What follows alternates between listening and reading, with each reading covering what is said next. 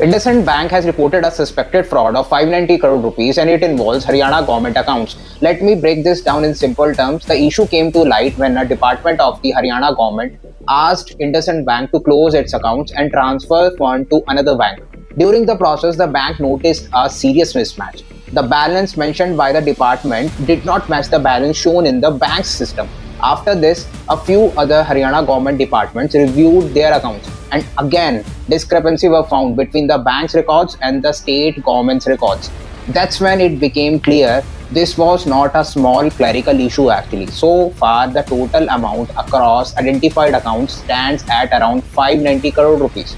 However, IndusInd Bank has said the final financial impact will be determined after further investigation and validation.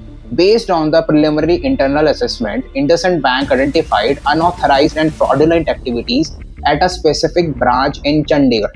4 suspected employees have been placed under suspension, and the bank has also stated it will pursue strict disciplinary, civil, and criminal action against those responsible employees.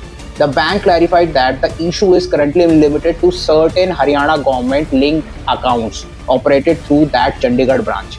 As of now, it does not extend to other accounts holder.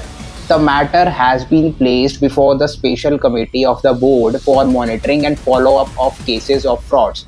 And an independent external agency will now conduct a forensic audit also to examine transactions, records, and accountability.